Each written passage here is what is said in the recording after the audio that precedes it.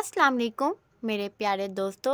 आज की वीडियो में एक नए एपिसोड का आगाज़ करती हूँ और उम्मीद करती हूँ आप सब खैरियत से होंगे।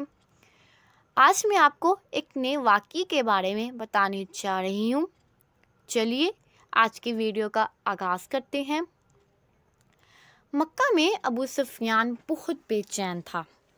उसने दिल में कुछ कहा कि आज कुछ होने वाला है। उसकी नज़र आसमान की तरफ बार बार उठ रही थी। उसकी बीवी हिंदा, जिसने हज़रत अमीर हमज़ा का कलेजा चुबाया था, उसकी परेशानी देखकर उसके पास आ गई थी और पूछा, क्या बात है, क्यों परेशान हो? अबू सुफियान ने उसकी तरफ देखा और कहा, कुछ नहीं, ज़रा तबीयत ख़राब है, मैं ज़रा बाहर घूम कर आता हूँ। वो ये कहकर घर के बैरूनी दरवाजे से बाहर निकल गया। मक्का की गलियों में से घूमते घूमते वो एक ऐसी जगह पर पहुंच गया था कि अचानक उसकी नज़र शहर से बाहर एक वसी मैदान पर पड़ी। हज़ारों मशालें रोशन थी। लोगों की चहल पहल उनकी रोशनी में नज़र आ रही थी और बिनबिनाहट की आवाज़ थी, जैसे सैकड़ों लोग धीमी आवाज़ में कुछ पढ़ रहे हों। उसका दिल थक से रह गया था। उसने फैसला किया कि वो करीब जाकर देखेगा कि ये कौन लोग हैं।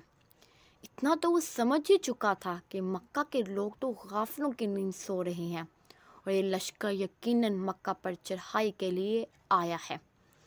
वो जानना चाहता था कि ये कौन लोग हैं।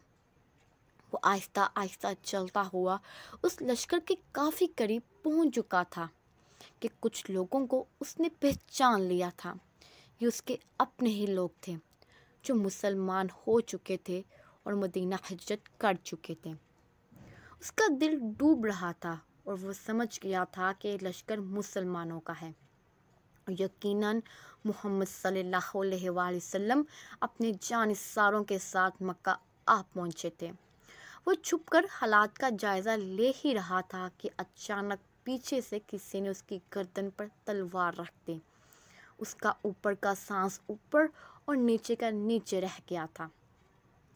लश्कर के पहरेदारों ने उसे पकड़ लिया था और अब उसे बारगाह मोहम्मद सल्लल्लाहु अलैहि वसल्लम में ले जा रहे थे।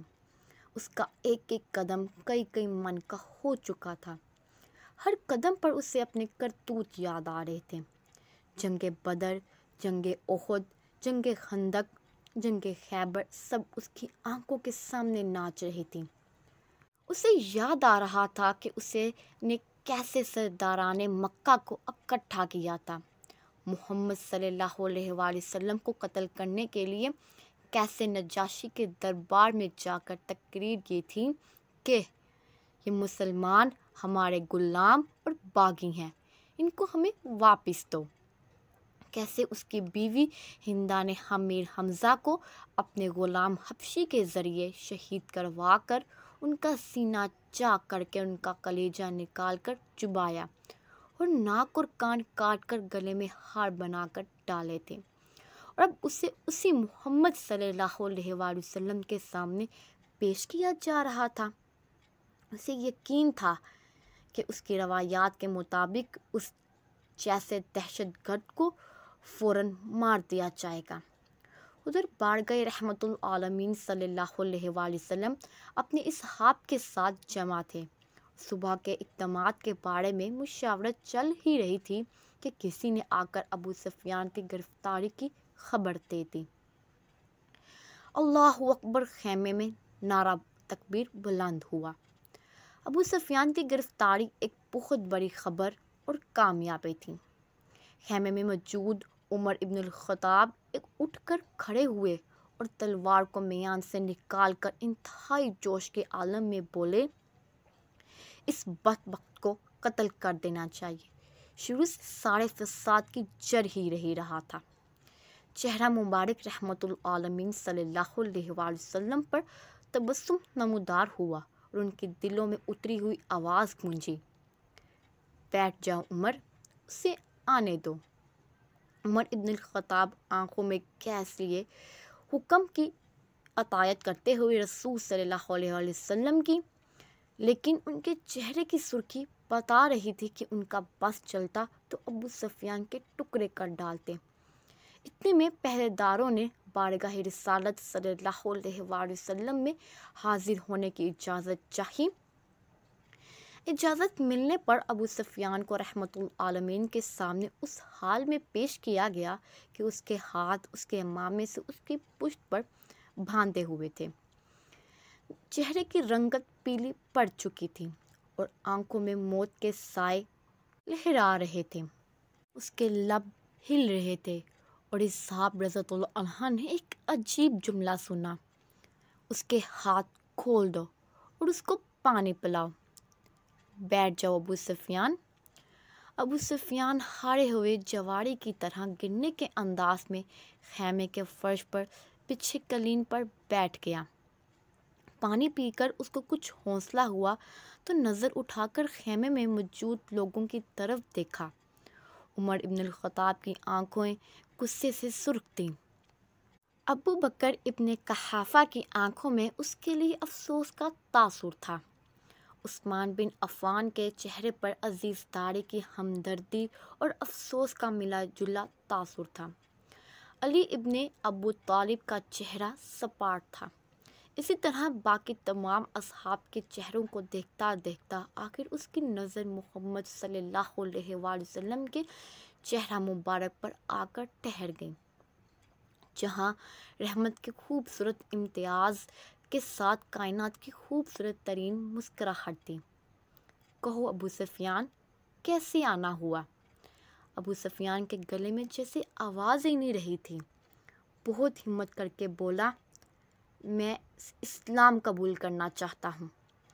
عمر ابن الخطاب ایک بار پھر اٹھ کھڑے ہوئے۔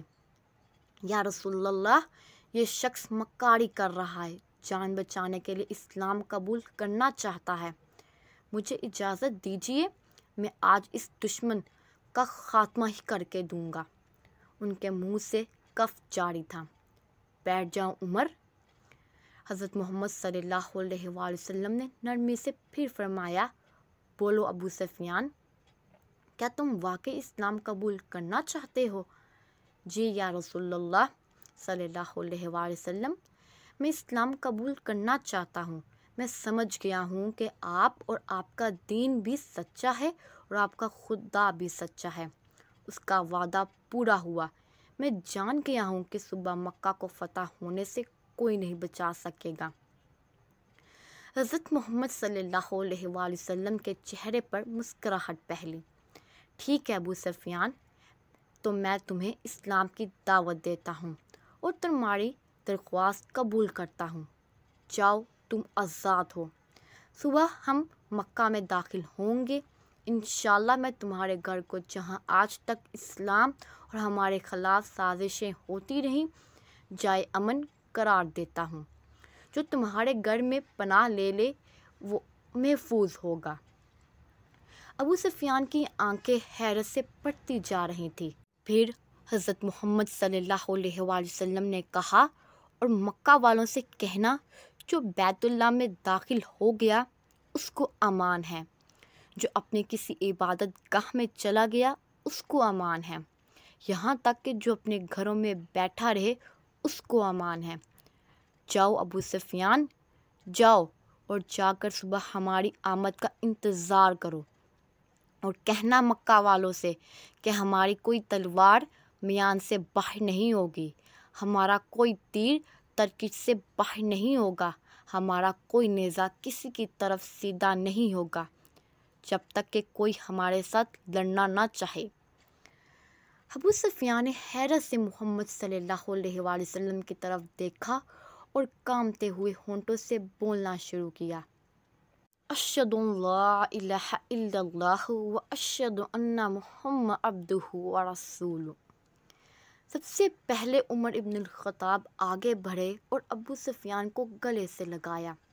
مرحبا اے ابو سفیان، اب سے تم ہمارے دینی بھائی ہو گئے ہو۔ تمہاری جان مال ہمارے اوپر ویسے ہی حرام ہو گیا ہے جیسے کہ ہر مسلمان کا دوسرے پہ حرام ہے۔ تم کو مبارک ہو کہ تمہاری پچھلی ساری خطائیں معاف کر دی گئیں اور اللہ تبارک تعالیٰ تمہارے پچھلے گناہ معاف فرمائے۔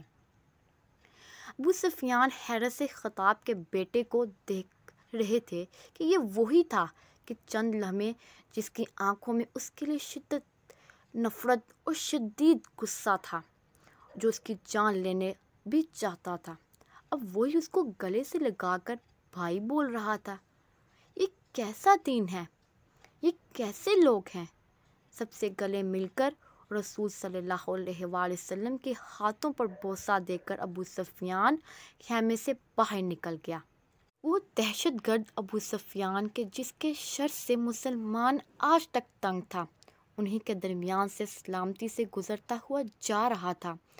جہاں سے گزرتا اسے اسلامی لشکر کا ہر فرد، ہر جنگجو، ہر سپاہی جو تھوڑی دیر پہلے اس کی جان کے دشمن تھے، اب آگے بڑھ بڑھ کر اس سے مصافحہ کر رہے تھے، اسے مبارکباد دے رہے تھے، خوش آمدید کہہ رہے تھے۔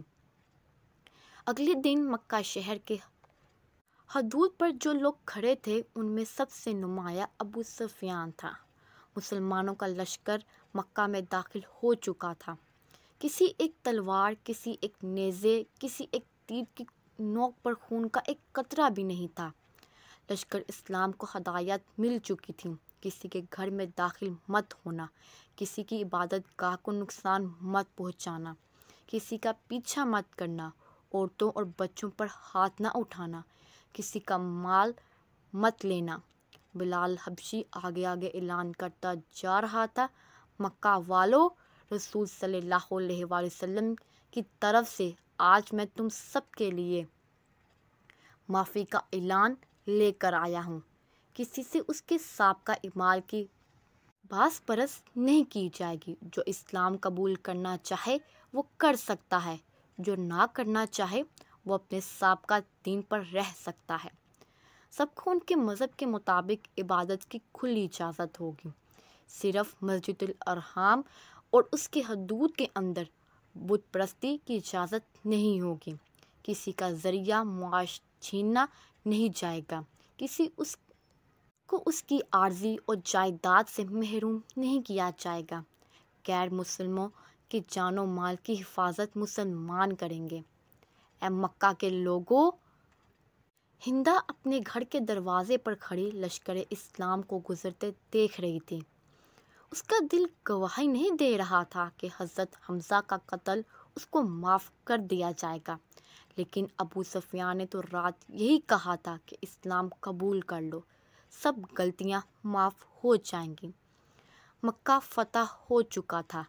بنا ظلم و تشدد، بنا خون بہائے، بنا تیر اور تلوار چلائے، لوگ جوگ در جوگ اس مذہب کو اختیار کرنے اور اللہ کی توحید اور رسول اللہ صلی اللہ علیہ وآلہ وسلم کی رسالت کا اقرار کرنے مسجد الحرام کے صحن میں جمع ہو رہے تھے، اور تبھی مکہ والوں نے دیکھا اس ہجوم میں ہندا بھی شامل تھی۔ یہ ہوا کرتا تھا اسلام، یہ تھی اس کی تعلیمات، یہ سکھایا تھا حضرت محمد صلی اللہ علیہ وآلہ وسلم نے۔ آج کا ایپیسوڈ میں یہاں تک مختصر کرتی ہوں۔ امید ہے آپ کو آج کا ٹاپک پسند آیا ہوگا۔ اسی طرح ہمارے چینل کے ساتھ رہنے کے لیے آپ کا بہت بہت شکریہ۔ ہمارے چینل کو سبسکرائب کیجیے، شیئر کیجیے، کمنٹ کیجیے۔ جزاک اللہ، خدا حافظ۔